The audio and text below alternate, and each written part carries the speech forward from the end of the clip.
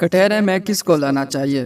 कहने को कुछ और रहा नहीं तो लंदन में बैठे हमारे इनकलाबी रहनुमा कौम को कंफ्यूज करने के एक और कोशिश कर रहे हैं। उन्होंने ऐलान फरमाया है कि जनाब कमर बाजवा और जनाब फैज हमीद को कटहरे में लाना चाहिए क्योंकि मसूफ की हुकूमत हटाकर उन्होंने कत्ल से बड़ा जुर्म किया था। पूछने की बात अलबत्ता यह बनती है कि बाजवा साहब ने इतना बड़ा जुर्म किया था तो उसकी तौसीक के कानून में नून लीग ने क्यों हिस्सा डाला?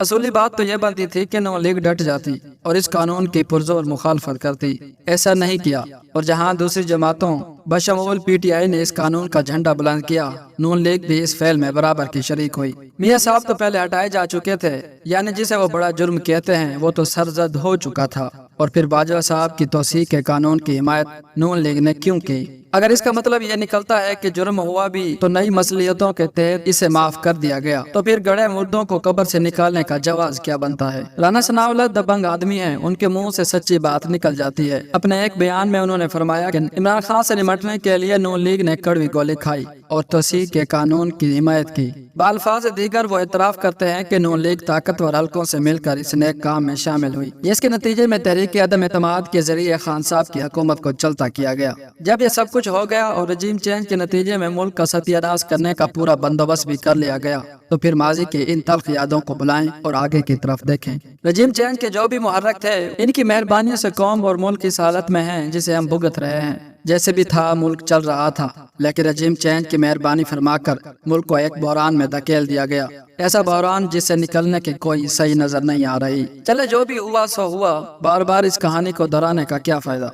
अब तो बात होनी चाहिए मुल्क को इस दलदल से निकालने की। बाकी चीज एहसान भी हैसियत रखती हैं। पकड़ धकड़ का सिलसिला जारी है, जरूर जारी रहे, लेकिन इतना तो बतलाइए कि इससे हासिल क्या करना है। चौधरी परवेज इलाही अंदर हैं, 13 मरतबा इन पर एक नया मुकदमा कायम हुआ ताकि एक मुकदमे से रिहा हों तो दूसरे में फौरन बंद कर दिए जाएं। इसलाह हासिल मशक से क्या हासिल करना है? चौधरी परवेज इलाही को अंदर रखने से मुल्क की हालात बेहतर हो जाएंगे, मुल्क में इस्तेहकाम आ जाएगा, बेयकीनी के बादल छट जाएंगे। चौधरी साहब का नाम इस्तिलाहन लिया जा रहा है, हालांकि जो बाकी पकड़े हैं उनका नाम भी लिया जा सकता है और उनकी गिरफ्तारी के ज़मन में भी यही सवाल पूछे जा सकते हैं। 2-3 रोज हुए सनम जावेद को कोट लखपत जेल से रिहा किया गया, फिर इतला आई कि एक नए केस में धर ली गई हैं। फिर वही सवाल कि सनम जावेद और दीगर खवातीन को अंदर रखकर हमने क्या हासिल करना है? कोई जुर्म सरजद हुआ है तो मुकदमा चलना चाहिए और मुकदमे के जो भी मंतकी नताइज हों इस पर कोई क्या एतराज कर सकता है? क्या ये जो एक खास माहौल पैदा करना है, इससे मुल्क को कौम की क्या बेहतरी हो सकती है? ज्यादा तशवीशनाक बात तो यह है कि हमारी धरती में एक नई चीज पैदा हो गई है। चलते चलते अपने पूरे होश आवास में लोग गायब हो जाते हैं। इमरान रियाज को देख लीजिए, 4 माह तक गायब रहा। उसकी चालाकी और हुनरमंदी की दाद देनी पड़ती है कि इतना अरसा गायब रहा और हमें कुछ खबर न हुई। पंजाब के फर्ज शनास और मुतहर्रिक आईजी डॉक्टर उस्मान अनवर इस अरसे इंतहा की परेशानी में मुब्तला रहे। लाहौर हाई कोर्ट के बार बार के इस्तफसार पर आईजी साहब यकीन दिलाते रहे कि इमरान रियाज की बाजियाबी की कोशिश जारी है। 4 माह आईजी साहब यही फरमाते रहे, हत्ता के आखिरकार हाई कोर्ट भी बिलबिला उठी कि हमारा सब्र का पैमाना लबरेज हो रहा है।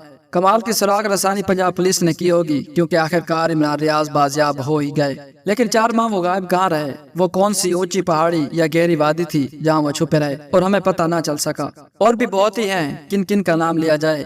मसला यहाँ तक पहुँचा हुआ है कि नाम लेने पर मेहरबान खफा हो जाते हैं। रूसी और चीनी इनकलाब के हवाले से हम पढ़ते थे कि दुश्वार हालात में कारकुन अंडरग्राउंड हो जाते हैं। यहाँ खामखा बगैर किसी इनकलाब के आने पर लोग अंडरग्राउंड हो रहे हैं, कुछ अपनी आफियत के लिए और कुछ नामालूम वजूहात की बिना पर। हमारी समझ में तो इतनी बात आती है कि जो करना है करें, लेकिन कुछ मकसद तो होना चाहिए। बेमकसद की भाग दौड़ का क्या फायदा? जमातों और तहरीकों पर क्रैकडाउन होते रहते हैं, कोई नई बात नहीं, लेकिन मकसद तो होना चाहिए। मौजूदा क्रैकडाउन जो जारी है, इससे क्या नतीजा हासिल करना है? मर्जी के इंतखाबात कराने हैं। ऐसे इंतखाबात के कराने में आप कामयाब भी हो जाएं तो क्या मुल्क में इस्तेहकाम आ जाएगा?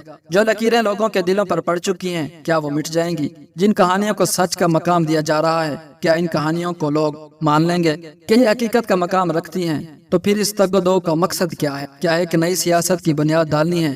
क्या चले हुए कारतूस से ये मकसद हासिल किया जा सकता है? किसी पर खामखा की तनकीद मकसूद नहीं, लेकिन इतना तो देखना चाहिए कि जिन पुराने मसीहों को नई पॉलिश और वार्निश के साथ कौम के सामने फिर से मसीह के तौर पर पेश किया जा रहा है। 40-45 साल से इस सरजमीन पर सियासत और सरमाए का खेल रचा चुके हैं। आज के बेशतर नौजवान पैदा नहीं हुए थे जब शरीफ खानदान की उंगली पकड़कर सियासी अखाड़े में उतारा गया था। बाजवा तो आज के दौर की पैदावार है। शरीफ खानदान के गॉडफादर तो मरहूम ज़िया-उल हक थे, जिनको गए तकरीबन 35 बरस हो चुके हैं। इन चली हुई तोपों के पास अब कुछ नहीं रहा। کہنے کو کچھ نہیں، یہ ماضی کے کھلاڑی ہیں اور آج کے حالات اس ملک سے تقاضا کر رہے ہیں کہ خدا را کچھ نئی سوچ پیدا کیجیے۔